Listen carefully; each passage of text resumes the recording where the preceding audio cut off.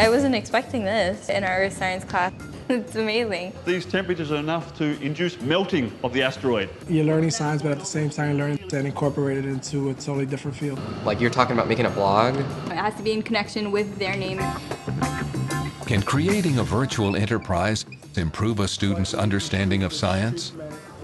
We had the pressure of learning the material in order to make our business successful. Perhaps you can come up with ideas concerning enterprise and concerning these remarkable stones. In virtual enterprise classrooms, students must use their developing scientific knowledge to create a business model for a virtual startup company.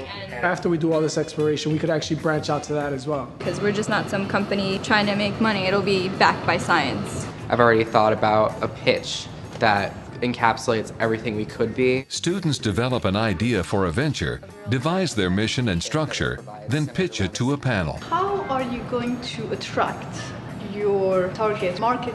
There's not a worse feeling than knowing that I'm not prepared. Make me with those mineral ingredients a mafic rock. Having the VE element gave you more of a desire to learn. If you can dream it and you believe it, you can definitely do it. Take you from the ordinary to the extraordinary.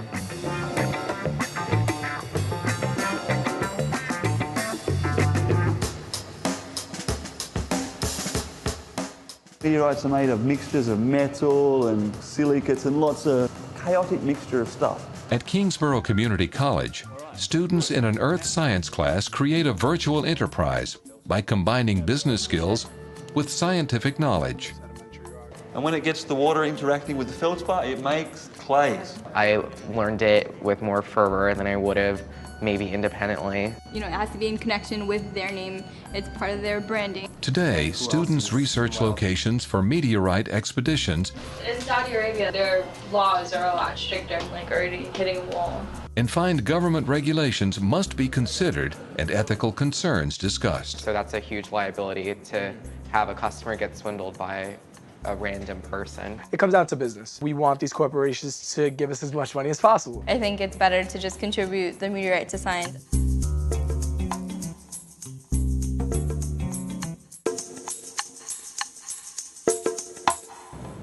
So what's it going to be? What are you going to call yourself? My thought was shooting star. It seems like that's not going to work, which is okay. I liked shooting stars at first, but after today, I think I realized that it was a little too fluffy. Completely ridiculous. I hated shooting stars.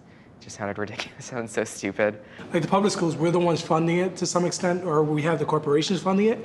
So it works for them because it's kids that normally wouldn't be able to do this, but they wished on a shooting star. That's like such a stretch, David. You know it's a stretch. Something's gonna have to change for them to accept that as the name. It's just not doing it right now. We have to focus on like an action word, like what we're gonna be doing. The name of our company is Stellar Missions, bringing you from the ordinary to the extraordinary, and that's our tagline. I really like it. I think it's very appealing. It's catchy. This is not that important to me, so it's like I don't mind them taking that and changing it up. For today, we'll start using all our descriptive skills of our minerals, igneous rocks and sedimentary rocks. Let's start with some felsic minerals. This is K feldspar. Good. Content area that they've been drawing on for their business, yeah, sure, they absolutely know that inside out, but maybe that means we haven't spent as much time on some of the details of metamorphic geology or structural geology. Make me with those mineral ingredients a mafic rock and a felsic rock. I've always loved science, so having the VE element incorporated with the science gave you more of a desire to learn. Quartz is right in front of your arm. This one. These were the two that we had trouble with. They were hard to make a decision. Yeah. What controls the name we give the rock with regards to its texture? Oh, like extrusive or intrusive? Exactly, great. So what are the two minerals that are going to be associated with our mafic igneous rocks? Pyroxene. Pyroxene's one of them, great. And the other one that we can confuse it with sometimes is? Amphibole. Amphibole, exactly. What minerals are missing? Oh, the ones that make up meteorites. The mafic mineral? All the mafic minerals are missing, aren't they? Okay? Now, why is that? Because it really gets at the problem, at one of the challenges with collecting meteorites. If you don't collect it right away, then what happens? Disintegrate. It disintegrates, exactly. So that's why we need to get meteorites as quickly as possible, which is really directing us as to where we have to collect. That's why we can only collect in these arid kind of area. We did the science portion of it, tying it up with meteorites and where they come from. One of the reasons why the Nullarbor Plain in Australia would be a good place to collect meteorites is because a lot of the geology, same in Oman, is these white limestone rocks, okay? And that's one of the common things that the good collecting areas for meteorites often have, is this really white base rock. Today was a really good chance for the students to look at all the rock types, all the mineral types they've been studying so far, and remind themselves that there is a bigger picture as to what they're studying.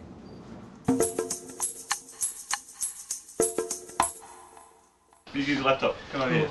The collection and trade of meteorites is a very exclusive thing, so the research is sort of challenging.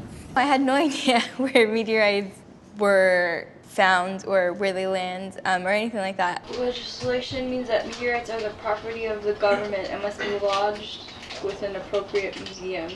I actually thought that it would be kind of like a free market. You find it, it's kind of like yours, and you can kind of do anything you want with it, which is actually not the truth. These meteorites that they recently found, they kept for themselves. And so it was used for an exhibition. We wanted to do really exotic locations like Saudi Arabia and the United Arab Emirates. Come to find out, they have a lot more stricter laws. They probably wouldn't want us to take their meteorites. That's some good research then. That changes things. As soon as you mention going to other nations, foreign countries, developing nations, and talking about valuable commodities, then they realise that there's a potential issue there, I think. So really they quite quickly had recognised there might be some ethical concerns around collecting and trade of meteorites. At the very beginning, you didn't just see the science content, you could pick that there was some issue at work with how we get these amazing stones, that they had a value, and you know that when anything's got a value, then there's a bunch of other issues. The ethical dilemma is like what we would do if one CEO wanted to pay $10,000 for a meteorite and one researcher from a university wanted that same sample. Which would we go with? Just by looking at it, you can't tell the value, and that we need to just, and if you want something really valuable, then we'd have to take it to the lab and just make sure that it is. If the researcher's all excited about this one piece, because it's that rare gem, and you don't tell the CEO, you kind of hope that you find another sample and the CEO gets excited about that sample. No! No, what are we turning into? We're a meteorite monster now.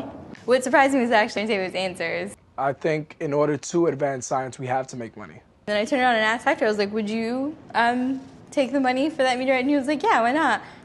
So I was just like, oh, he didn't even hesitate. It was just like, oh yeah, of course. You can really uphold all ethical standards and just fail from a fiscal standpoint. I was the only one that said that I think it's better to just contribute the meteorite to science as opposed to selling it to someone for a certain amount of money. I think it should be split like half and half. Some we can give to corporations and then some we should contribute to research. You don't necessarily need the meteorite if you know that it's being donated to the scientific community. Right. 90% 3D model, 10% meteorite.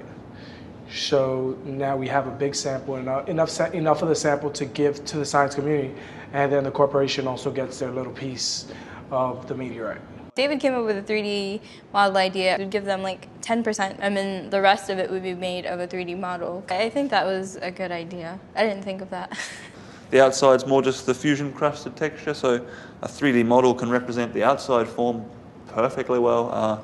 Okay. And a cut slice could be exposed in one bit. Do you know what I mean? So you can have a section, something like that. What if there is someone that really, really wants a real meteorite? They want the whole thing, and what if they're willing to pay any amount for it? They're not going to really want it unless they know what they're actually looking at. That's right, and unless that then becomes really valuable because they know it's important to somebody else. I don't know how this works. Yeah, it's definitely important to establish some kind of like protocol, so what will we do in that situation? If you look at any real business, these are the issues that employees and employers are faced with. Imagine if the whole meteorite industry turned on its head. Could stellar missions fill the gap? And would they be better at it than the way we do it existingly? We would generate a lot more interest in the industry and in the venture in general than government organizations that perhaps solely do it for, academic reasons or for government reasons. You should write that down. That's a really very, very cool. You basically just said your private company will do a better job of putting science in the hand of people than the government that the people pay to do science do. That's a big thing to say, So that's really, it's quite exciting. It's a good thing to make a big deal about in a business plan. I'd probably never gone completely to the idea of a corporate-funded meteorite collection and acquisition, but the world is crying out for something very similar to what they are actually proposing. How might stellar missions sort of also do a better job of collecting samples in an ethical way, or a way that contributes to other people's lives? We're going to build their economy and have the people that are kind of working for the black market working for us, and give them stability. Essentially make them part of our team. They know the terrain and they know where to find the meteorites. And then that would kind of just eliminate the middlemen from them. You know, there's a lot of people that go to those places to buy it from them, and they don't get as much of the value. They get a lot less than after all the work that they put in to find them. It's an honor system that if you find this meteorite, or if someone finds this meteorite, like, they're not going to take it for themselves. I feel like that can be worked out by just a vetting process. They might have a couple samples in their house to keep our company afloat. They're either putting them out there, or they're trying to sell them to the clients. Is that what you want? Huh? You want them to bring the meteorites from their house? I mean, and then throw them on the ground? That's not what we want. But it wouldn't be a bad thing. But we're going on the basis that the meteorite isn't guaranteed. The likelihood of finding a really low quality meteorite in this location, it's pretty likely, right? It's pretty likely. It's like we'll have an asterisk next to guaranteed. And as long as guarantee's on there, it sounds good. It's just guaranteed, it rings a bell. It rings up. Oh my God, there's a guarantee there. We guarantee that there's a 50% chance. There you go. We need to figure out what to do if anything like this happens. We haven't come to an agreement over the policy, but we came to the agreement that we need to have one. I think the easiest way to do it is to have a rule, one way or the other.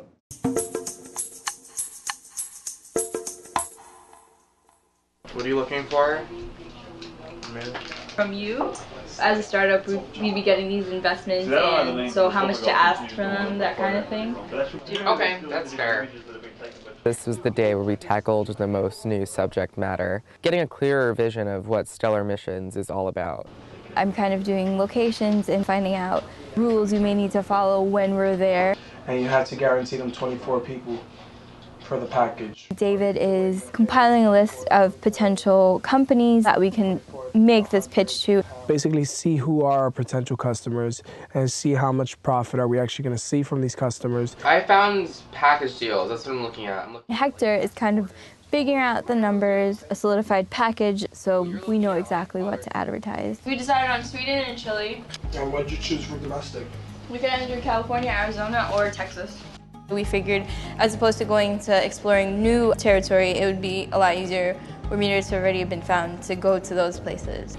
Next time that we meet, we're going to be pitching our ideas. I'm nervous about it, just about how it'll be received. It is nerve-wracking.